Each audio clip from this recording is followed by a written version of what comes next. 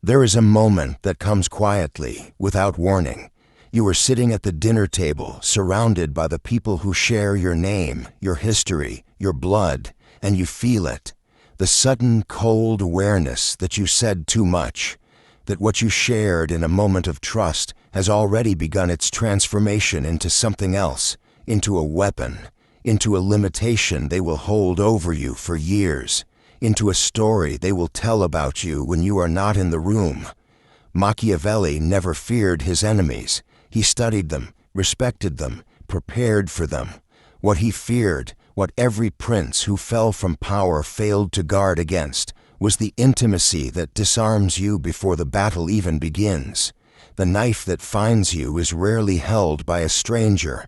It is held by someone who learned exactly where to press, because you told them. This is not a video about hating your family. This is a video about understanding a truth so uncomfortable that most people will rationalize their way out of it within the first 5 minutes. Family is not automatically safe. Love is not automatically protection. And the secrets you reveal to the people closest to you are not always received with the care you believed they deserved.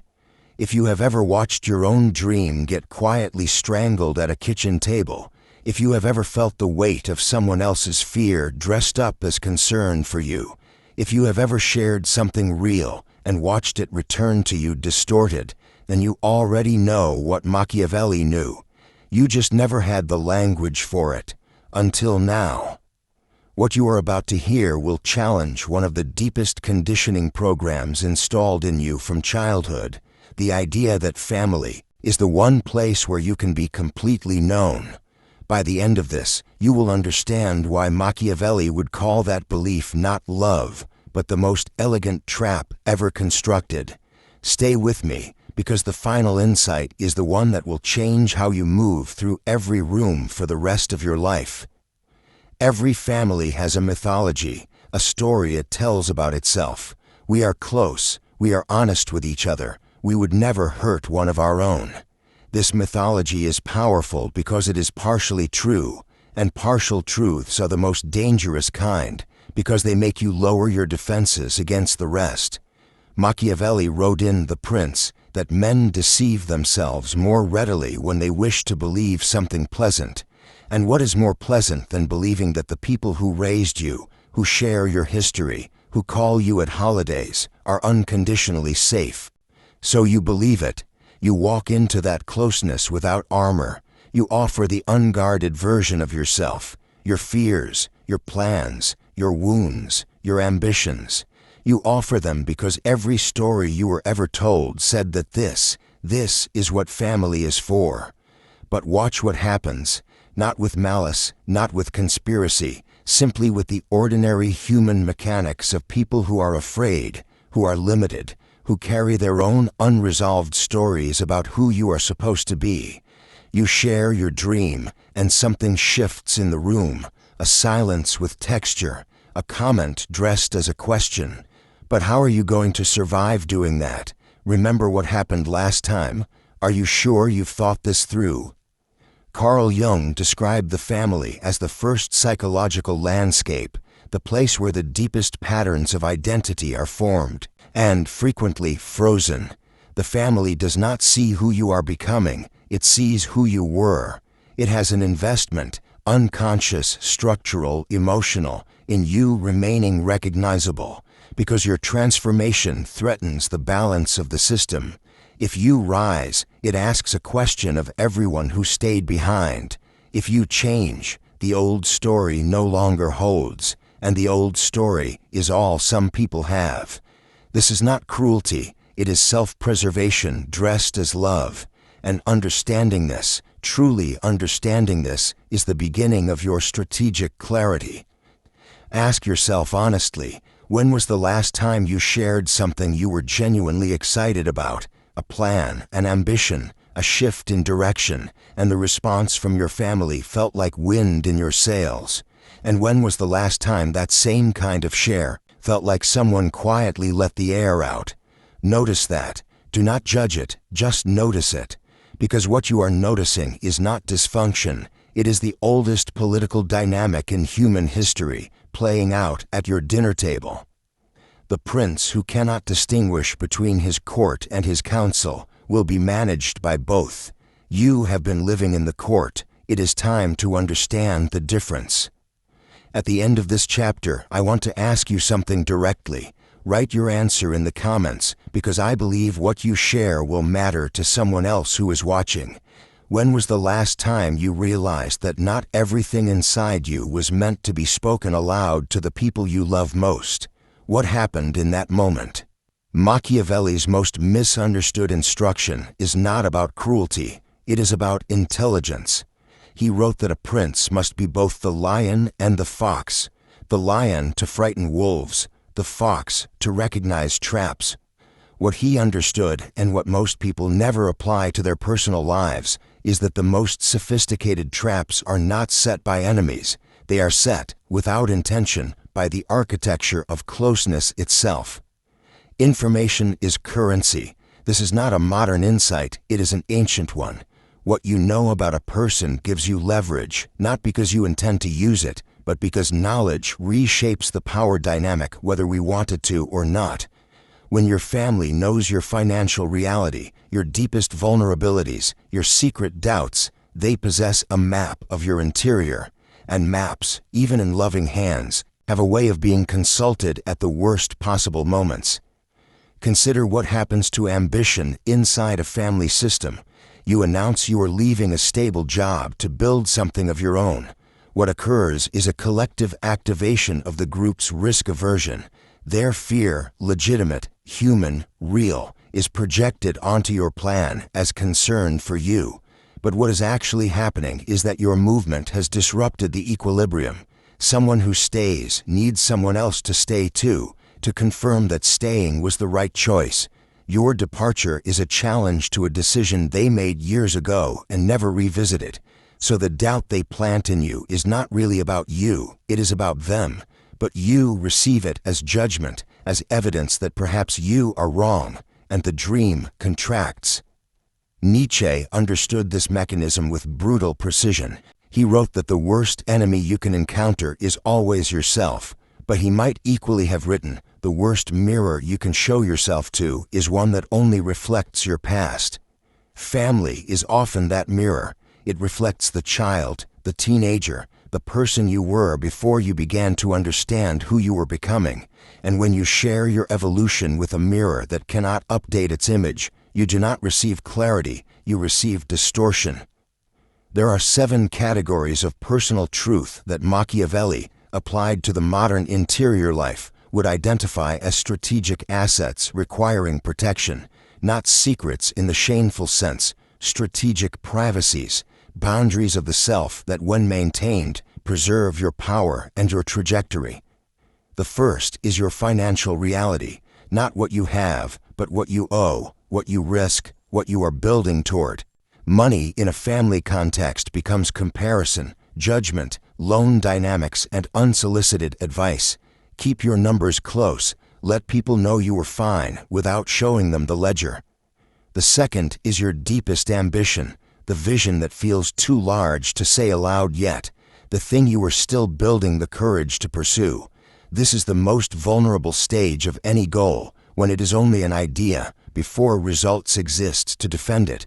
Share an ambition before it has legs, and you invite doubt into its foundation. Let it grow in the dark until it can stand in the light.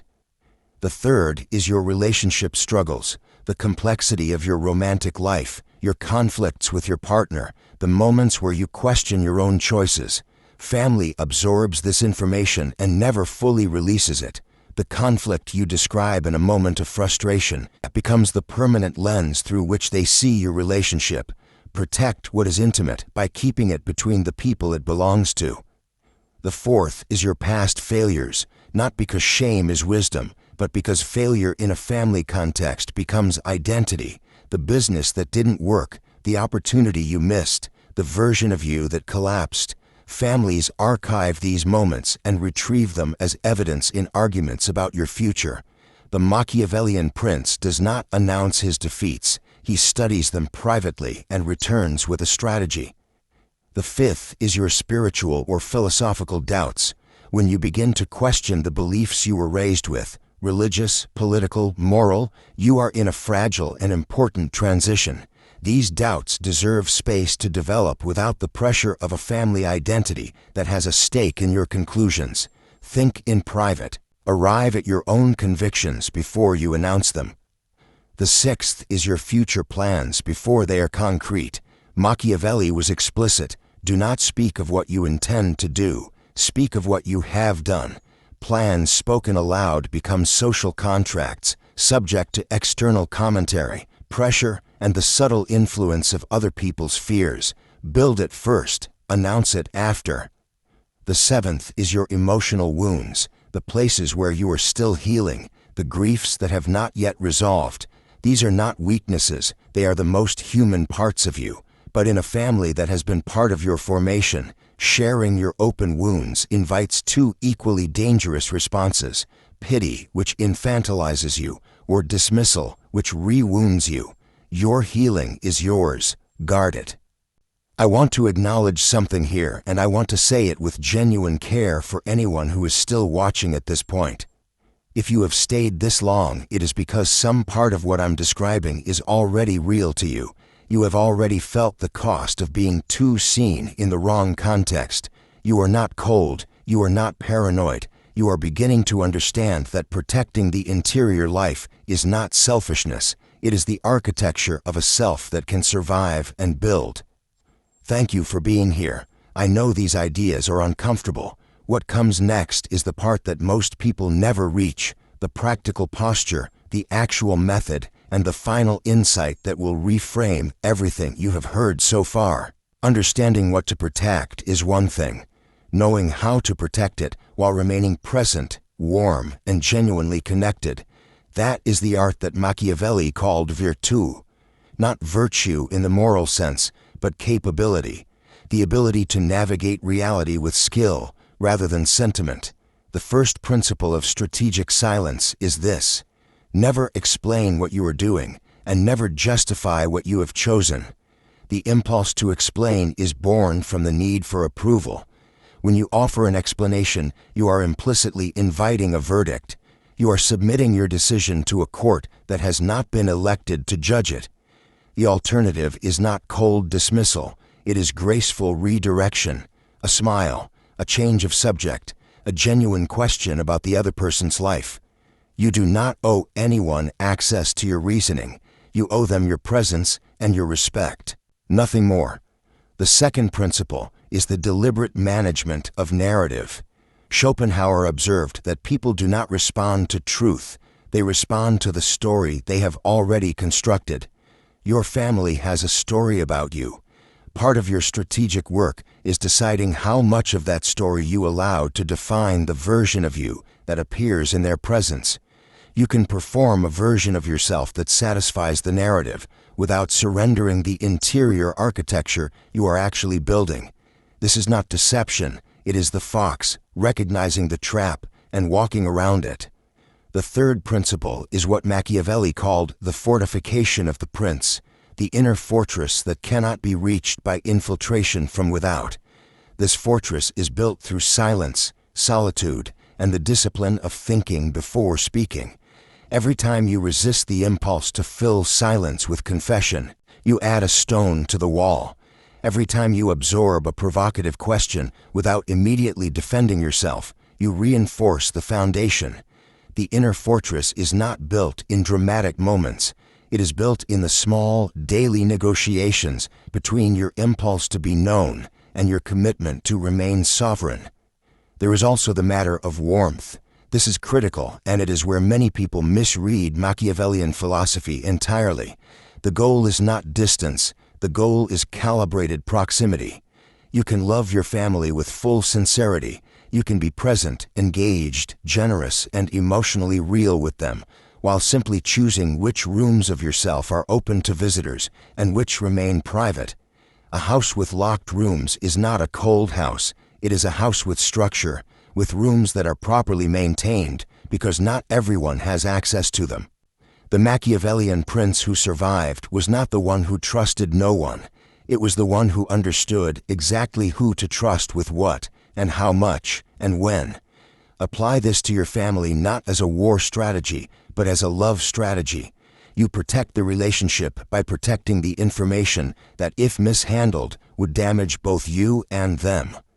We arrive now at the most important insight of this entire conversation, the one that synthesizes everything that came before it, the one that will either liberate you or frighten you depending on how prepared you are to receive it. The deepest secret you must never reveal to your family is not a piece of information, it is a state of being. It is the version of you that has decided, quietly, irreversibly, without announcement, that you no longer need their permission to become who you are. This is the final secret, not what you are building, not your financial situation or your doubts or your wounds. The final secret is your sovereignty, the moment you realized, without bitterness and without drama, that the validation you were seeking from the people who raised you was never going to arrive in the form you needed, and that you had stopped waiting for it. Most people never reach this point. They spend decades in a negotiation with their family's expectations, alternately defying and seeking approval, building and then secretly hoping someone at the table will finally say, "I see you, I understand, you were right." That recognition is real hunger, it is legitimate, and it may never come, not because your family doesn't love you, but because they cannot give what they have never possessed for themselves. Viktor Frankl wrote that between stimulus and response there is a space, and in that space lies our freedom. The stimulus is the family comment, the doubt, the comparison, the silence where praise should have been. The response for most people is either capitulation or war. But in the space between, in the gap that most people never learn to inhabit, there is a third option, indifference without resentment. The quiet, sovereign recognition that their limitation is theirs, not yours, that you can love them without being shaped by their fear. This is the paradox Machiavelli pointed to without ever stating it directly. The most powerful position is not the one that intimidates others, it is the one that no longer needs to. When you stop needing your family to understand your vision, something strange happens. You stop performing for them, you stop defending yourself in their presence, and paradoxically that freedom, that genuine unattachment to their verdict, is the version of you they will respect most, not because you became cold, but because you became unmovable. The majority of people watching this will return to the dinner table tomorrow and try again to be understood. They will test the ground one more time. They will share a little, feel the resistance, and retract. The cycle will continue. That is the path of most. But you, if you are still here, if this has reached something real in you, you are already in a different relationship with this question. You are beginning to understand that sovereignty is not something your family grants you. It is something you stop waiting for them to grant. And the moment you internalize that, the moment the asking stops, is the moment the empire actually begins to be built. Machiavelli said that it is not titles that honor men, but men that honor titles. You do not need to be seen clearly to be real. You do not need to be understood to move forward. You do not need permission from anyone who did not take the journey to give you a verdict on the destination. So here is the question I want to leave you with, the one worth sitting with long after this video ends. What version of yourself have you been withholding from your own life, waiting for someone at that table to approve it first? And what would become possible the day you stopped waiting? Write your answer in the comments, not for me, for the person sitting somewhere right now who needs to read exactly what you are about to say. If this opens something in you, subscribe, share this with someone who is still waiting for a permission that will never come. And if you want to go deeper into the psychology of power, boundaries, and strategic self-mastery, the next video is already waiting for you. The throne was never theirs to give, it was always yours to take.